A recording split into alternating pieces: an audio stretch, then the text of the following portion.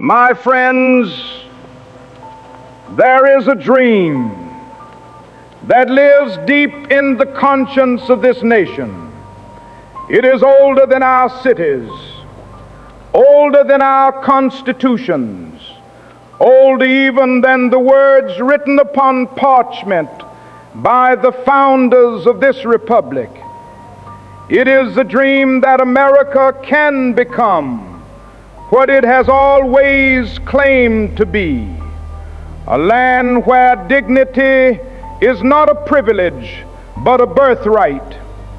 But let us be honest tonight, America is not yet perfect. We have built magnificent towers of steel and glass, yet too many of our brothers and sisters sleep beneath bridges of despair. We have unlocked the secrets of the atom and sent men toward the heavens, yet we still struggle to unlock the simple truth that every human being deserves respect. And so the question before us is not whether America is powerful. The question before us is whether America is just. For a perfect America will not be measured by the wealth of its billionaires, but by the well-being of its children. A perfect America will not be judged by the height of its skyscrapers, but by the depth of its compassion. A perfect America will not ask how much profit we can make, but how much humanity we can preserve. Now some will say that such a vision is naive. Some will say that the world is built on competition, that power belongs only to the strong, that justice is a beautiful word but an impractical dream. But I say to you tonight that every great step in human history began with someone who dared to believe that the impossible could become reality. There was a time when people said slavery would never end. There was a time when they said women would never vote. There was a time when they said that a black child and a white child would never sit together in the same classroom. And yet the arc of history moved forward, not because injustice surrendered willingly, but because ordinary people stood up and demanded that the promise of America be fulfilled. A perfect America will be a nation where the color of a man's skin does not determine the chances of his life. A perfect America will be a nation where the worker who labors from sunrise to sunset can live with dignity, not merely survive. A perfect America will be a nation where disagreement does not lead to hatred, where politics does not become a battlefield of bitterness, but a forum for wisdom and cooperation. For democracy at its best is not the rule of the loudest voice. It is a harmony of many voices seeking the common good. In a perfect America, we will recognize a simple but profound truth, that we are bound together in a single garment of destiny. When poverty crushes one community, the moral fabric of the whole nation is weakened. When hatred poisons one heart, the spirit of the entire country is wounded.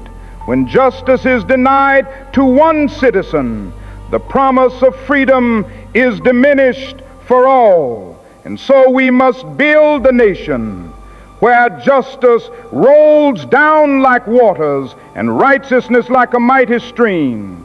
But my friends, a perfect America will not appear overnight. It will not be delivered by presidents alone, nor written into existence by lawmakers alone. A perfect America will be built by teachers who refuse to give up on a struggling child, by workers who refuse to cheat their fellow man, by leaders who refuse to trade truth for popularity, and by citizens who refuse to surrender their conscience. For the soul of a nation is shaped not only in its capitals, but in its homes, its schools, its churches, and its streets. The road toward perfection will not be easy. There will be voices that tell us to turn back. There will be moments when progress feels slow, when justice feels distant, when hope feels fragile. But we must remember that the history of America is a history of people who refuse to abandon hope. Hope marched across bridges in Selma. Hope sat at lunch counters in Greensboro. Hope walked through the doors of schools where hatred waited on the other side. And hope still walks today in the hearts of those who believe that America can rise higher than its fears. So tonight I say this: let us not merely admire the dream of a perfect America. Let us build it. Let us build an America where opportunity is wider than the boundaries of race, where compassion is stronger than the forces of greed, where courage is louder than the whispers of fear. And if we hold fast to justice, if we refuse to bow before hatred, if we continue to believe that love is stronger than violence and truth stronger than lies, then one day, not in some distant century, but within the reach of our own hands, America will rise closer to the vision that has long lived in the hearts of its people. And when that day comes, the bells of freedom will ring not only from the mountains of New Hampshire, but from every neighborhood, every city, and every humble corner of this land. And we will finally say, with humble pride and clear conscience, America is not perfect, but America is becoming.